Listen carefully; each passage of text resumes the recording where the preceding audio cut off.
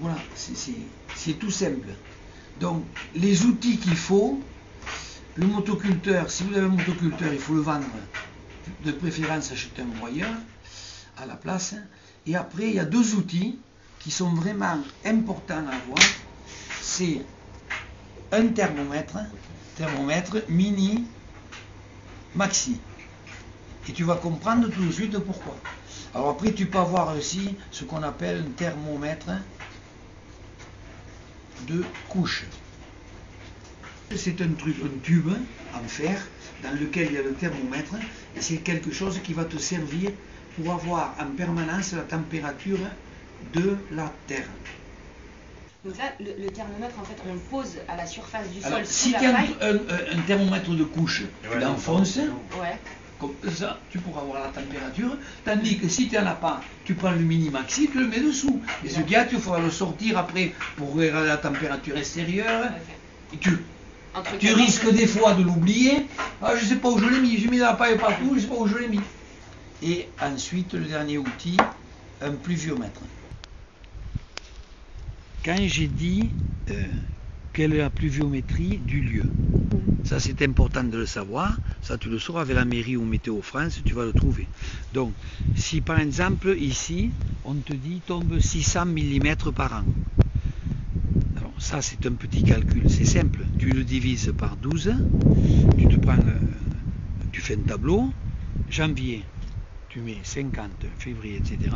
Donc ça va faire, il faudrait, en théorie, ça c'est la théorie, qu'il tombe 50. Et à côté de ça, en ayant le pluviomètre, dès qu'il pleut, tu fais tes totaux, tu additionnes, et tu verras que des fois tu en as plus de 50, ou moins de 50, etc. Et après tu ajoutes, tu cumules tout ça, et ça va te faire prendre conscience de quoi? Que tu n'as pas besoin d'arroser. D'accord. Parce que la seule période critique avec le paillage, et avec le paillage, normalement, il n'y a pas besoin d'arroser. Tous les légumes qu'elle a mis là, il n'y avait pas besoin de goutte à goutte. C'est tout. Il fallait mettre davantage de paille et c'est tout. Mais à ce moment-là, la seule période critique est, écoutez bien, du 15 juin au 15 août. Au-delà du 15 août, il ne faudrait plus arroser si le terrain est paillé, sauf si le végétal le demande. Mais vous allez voir qu'au bout de la première année de paillage, votre terre va encore attirer l'eau de pluie. Et justement, cette eau de pluie, quand il va pleuvoir beaucoup, elle pénétrera dans la terre parce que les vers de terre ont fait des galeries. Voilà, c'est ça. Tandis que sur un terrain nu, premièrement, la pluie lessive l'humus et l'eau dégouline sur le terrain et amène tout l'humus dans la rivière. C'est tout. L'intérêt de la pluviométrie, c'est ça. Donc il faut un pluviomètre. Et là, dernièrement, c'était en 2010, mai 2010. La mairie de Menton m'appelle, ils avaient des problèmes avec des agrumes.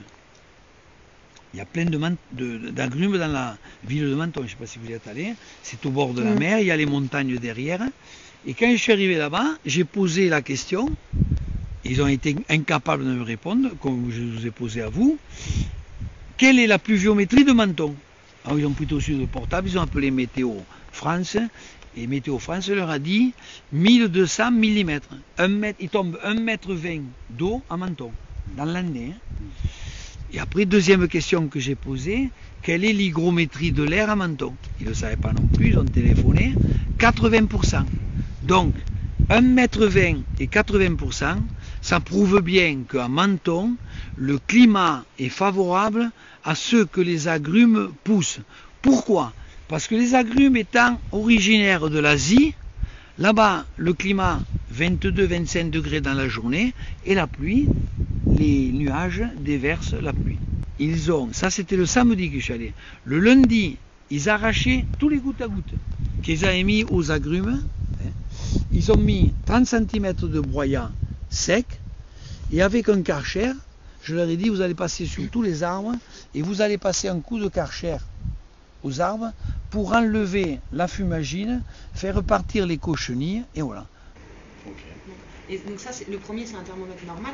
Mini-maxi. Mini-maxi. Tu as deux colonnes. Tu mets dans l'air. Enfin... Tu le laisses, voilà. Tu te fais une petite station météo.